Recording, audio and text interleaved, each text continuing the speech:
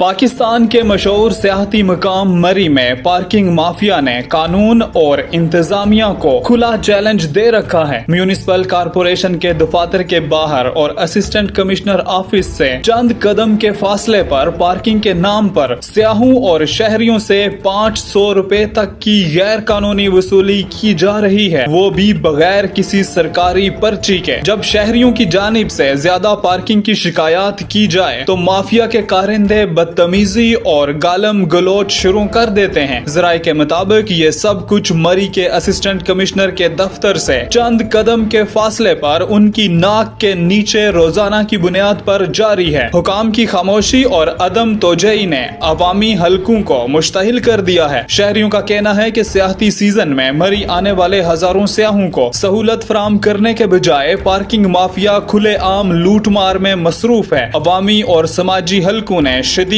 तशवीश का इजहार किया है और कहा है कि मरी का शुमार पाकिस्तान के बड़े सियाहती मराकिज में होता है, लेकिन पार्किंग माफिया की बदमाशी ने मरी की साख को दांव पर लगा दिया है। शहरियों ने सवाल उठाया है कि इंतजामिया की मौजूदगी में ये सब कैसे मुमकिन हुआ। शहरियों ने वजीर आला पंजाब चीफ सेक्रेटरी से फौरी नोटिस लेने का मुतालबा किया है।